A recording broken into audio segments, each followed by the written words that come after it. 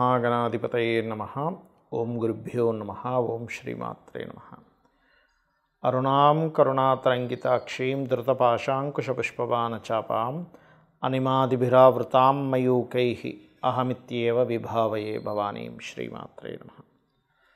ప్రేక్షకులకి ఆ లలితాంబిక అమ్మవారి యొక్క అనుగ్రహం పరిపూర్ణంగా కలగాలని స్ఫూర్తిగా కోరుకుంటూ మనం ఈరోజు ఒక్కొక్క లగ్నము 12 లగ్నాలు తెలియని వారు రాశిని చూసుకోండి.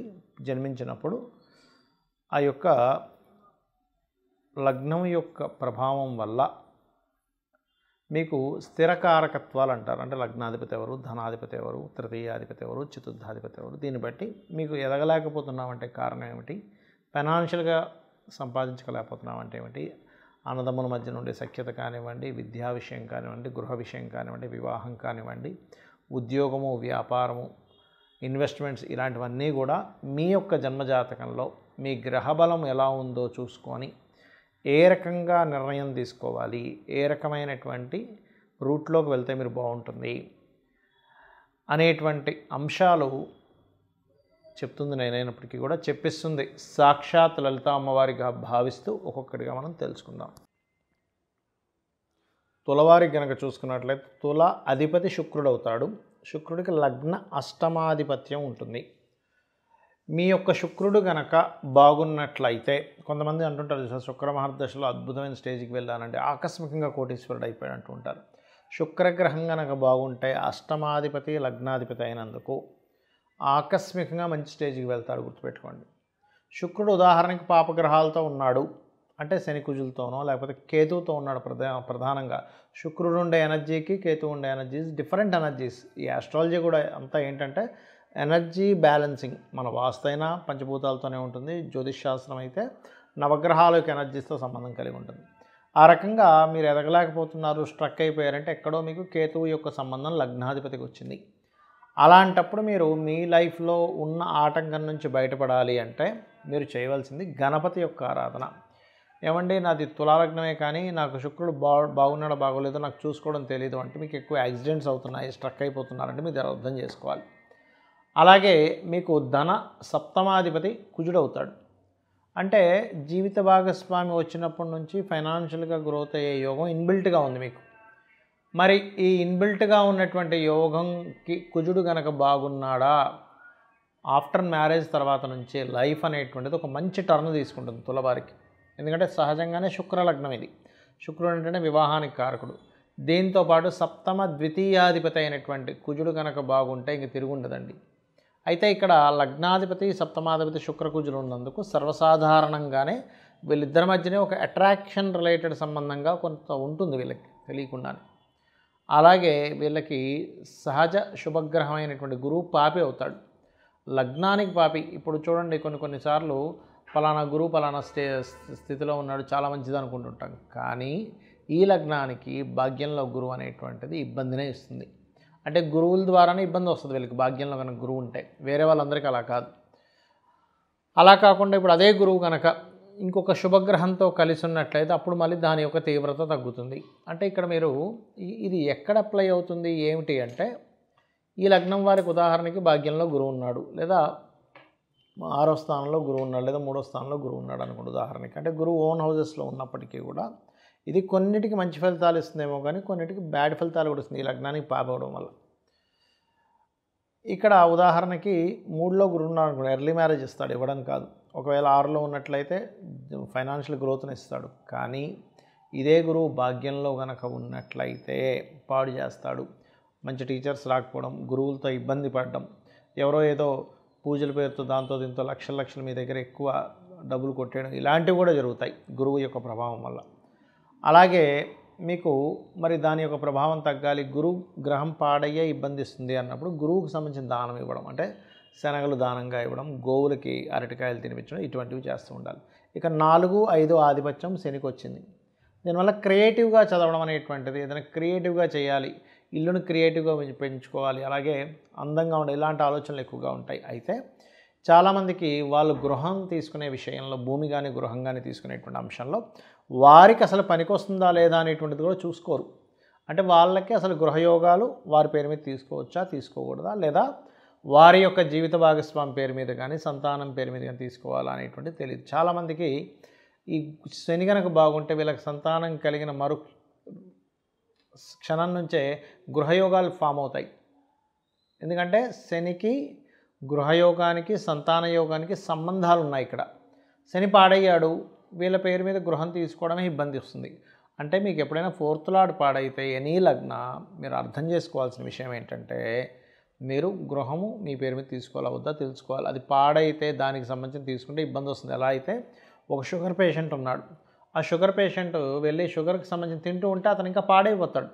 ఎందుకు? ఇన్సులిన్ రిలేటెడ్ సంబంధం రిలీజ్ అవుతున్నప్పటికీ ఆ సెల్స్లోకి వెళ్ళట్లేదు, అది ఇన్సులిన్ బ్లడ్లో ఎక్కువైపోతుంది.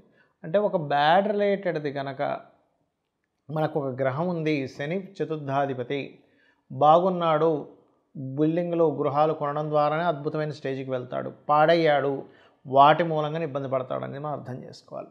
ఇక వీరికి ఎక్కువగా కెరియర్ పరంగా ఎక్కువ మార్పులు ఉండడం, అదే ఎందుకంటే చంద్రుడు దశమాధిపతి అయ్యాడు కాబట్టి కొంచెం ఎక్కువ చేంజ్ అవుతుంటే వీళ్ళ లైఫ్ బాగుంటుంది.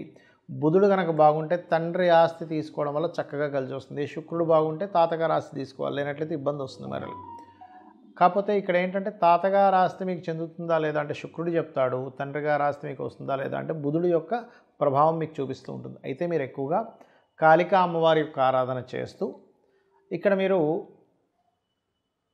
కాలభైరవ అష్టకం చేసుకోవడం కూడా చాలా చక్కటి ఫలితాలను ఇస్తుంది. అయితే ఇక్కడ చాలామందికి ఏంటంటే మేము ఎన్నో పూజలు చేస్తున్నామండి, జాతకంలో ఈ గ్రహం బాలేదన్నారు, పలానా దేవతామూర్తి దగ్గరికి వెళ్ళాం, పలానా ఇంట్లో పలానా పూజ సంబంధించి చేసుకుంటున్నాము, ఇవన్నీ చెప్తూ ఉంటారు. కానీ ఇక్కడ మనం అర్థం చేసుకోవాల్సిన విషయం ఏంటంటే పూజ తల్లి యొక్క ప్రేమ, వాత్సల్యము, అనురాగం ఇవన్నీ కూడా బాహ్యంగా చేసేవి కాదు, బాహ్యంగా చూపించేవి కాదు, మనసుతో చూపించేవి. ముఖ్యంగా ఆ పూజ అనేటువంటిది ఏదైతే ఉందో మీరు మానసికంగా ఎప్పుడైతే చేస్తారో, అంటే బాహ్య పూజలు చేయొద్దని కదా నా ఉద్దేశం, మనసు దానికి కనెక్ట్ అవ్వాలి. మనసు ఎప్పుడైతే కనెక్ట్ అవ్వటం లేదో మీరు చేసేటువంటి పూజలో దేవతా సంబంధించినటువంటిది కనెక్ట్ అవ్వట్లేదని ఒక క్లారిటీ మీరు పెంచుకోవాలి. అలా మీరు కనుక మనసుని పెట్టి కనుక మీరు పూజ చేయగలిగితే, ఇప్పుడు మనం గ్రహం పలానాది బాలేదు, ధనాధిపతి బాలేడు, అందుకే ధన సంబంధించిన ఇబ్బంది వస్తుంది అన్నప్పుడు మీరు మనసు పెట్టి కనుక ఓం సంపత్కరీ సమారూఢ సింధుర వ్రజ సేవితాయే నమః అని చదివారనుకోండి, 100% ఆ మంత్రం పనిచేస్తుంది. మనసుతో ఇప్పుడు గోశాలకు వెళ్ళారు, ఫైనాన్షియల్గా బాగా ఉండాలి అని అనుకుంటున్నాం, అప్పుడు ఏం చెప్తారు రెమెడీ? తీపి చపాతీలు అంటారు. అంటే ఏంటి?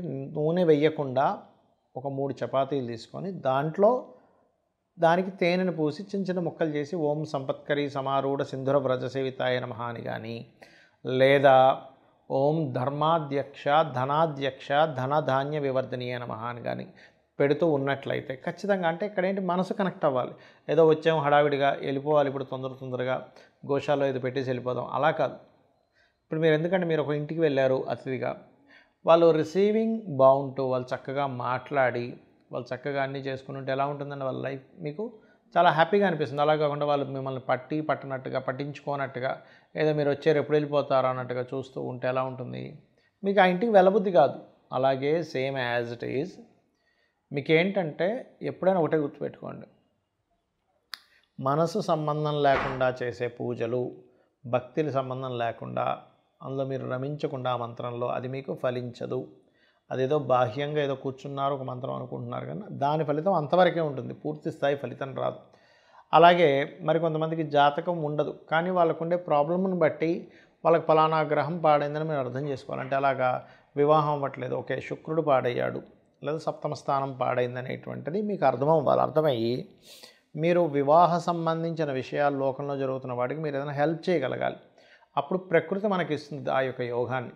అలాగే కొంతమందికి చదువు మీద పెద్దగా ధ్యాస వెళ్ళదు, అలాంటి కూడా వాళ్ళ పిల్లలకి వెళ్ళట్లేదు, అలాంటప్పుడు ఈ పుస్తకాలు కానీ ఇలాంటివన్నీ కూడా వేరే వారికి దానంగా ఇస్తూ ఉండాలి స్కూల్స్లో, గవర్నమెంట్ స్కూల్స్లో. ఇదేంటంటే ప్రకృతి సంబంధంగా మనం ఏదైతే ఇబ్బంది పడుతున్నామో ప్రకృతిలో మిగతా వారికి మనం సహాయం చేయడం ద్వారా ఆ కర్మని తొలగించుకొని దాన్ని మనం పొందగలుగుతాం. ఇది అర్థం చేసుకోవాలి. అలాగే గృహయోగం అయితే అలాని గృహం దానం ఇవ్వడం అని కాదు, అక్కడ మీరు వారాహి అమ్మవారి స్తోత్రం చేసుకోవడము. అలాగే కొంతమందికి అనారోగ్య సమస్యలు ఉంటూ ఉంటాయి బాగా, అలాంటప్పుడు గవర్నమెంట్ హాస్పిటల్స్కి వెళ్ళి అక్కడ ఉండేటువంటి పేదవారికి ఏదైనా పళ్ళు పంచడం లేదా మెడిసిన్స్ లాంటివి ఏమైనా వాళ్ళకి ఇబ్బంది ఉంటే వాళ్ళకి ఏదైనా చేయడము, ఇలా మీరు ఎప్పుడైతే మీ యొక్క కర్మని బ్యాలెన్స్ చేసుకుంటారో అది ఆటోమేటిక్గా సెట్ అవుతుంది. కొంతమందికి చూడండి జాబ్ ఉండదు, మీరు చేసే జాబ్ ఒక 50,000 60,000 1,00,000 శాలరీ అనుకోండి. ఇంకొంతమంది చిన్న చిన్న జాబ్స్ చేస్తుంటారు 10,000కి 15,000కి ఇలా. అప్పుడు మీకు ఆ స్కోప్ తెలుస్తుంది, పలానా షాప్లో పలానా జాబ్ రెడీగా ఉంది. మీకు తెలిసిన ఒక వ్యక్తి ఆ జాబ్ కోసం వెతుకుతున్నాడు, పెద్దగా చదువుకోలేదు, ఓ 15,000 జాబ్ కైనా సెట్ అవుతాను అంటున్నాడు. అలాంటప్పుడు మీరు ఆ వ్యక్తికి ఏమంటే పలానా దగ్గర ఉందని ఒక చిన్న మాట సహాయం కనుక మీరు చేయగలిగితే మీకు ప్రకృతి ఏం చేస్తుందంటే మీరు ఇంకొకరి నుంచి పొందేలా చేస్తుంది. అంటే మనం ఏదైతే ఇస్తామో ప్రకృతికి అది మనకిస్తుంది. ఇది ప్రధానంగా గుర్తుపెట్టుకోండి. మనం ఏది ఇస్తామో అది మనం పొందుతాము. అలాగే మరి ఈ దేవతా సంబంధించింది ఎలా పొందుతాము అంటే మనకి శాస్త్రం ఏం చెప్తుందంటే మీరు గంధం పంచోపచారాల్లో గంధాన్ని మీరు సమర్పిస్తారు. భూతత్వ సంబంధించినటువంటి ఎనర్జీస్ మనకు వస్తాయి ఈశ్వరుడికి సమర్పించినప్పుడు. వాయు సంబంధించినవి, ఆకాశ సంబంధించినవి అంటే పుష్పాలు సమర్పించడం ద్వారా ఆకాశము, ధూపం వల్ల వాయు సంబంధించిన, దీపం వల్ల అగ్ని సంబంధించిన, నైవేద్యం వల్ల ఒక్కొక్క దానికి ఒక్కొక్క ఆకాశతత్వము, జలతత్వము, భూతత్వము, ఈ రకంగా మనకి అభిషేకం వల్ల జల సంబంధించినటువంటి అంటే ఈ పంచభూతాల యొక్క ఎనర్జీస్ ఏవైతే ఉన్నాయో మనకి సకాలంలో చక్కగా మీకు అందడం జరుగుతుంది. శ్రీమాత్రే నమః.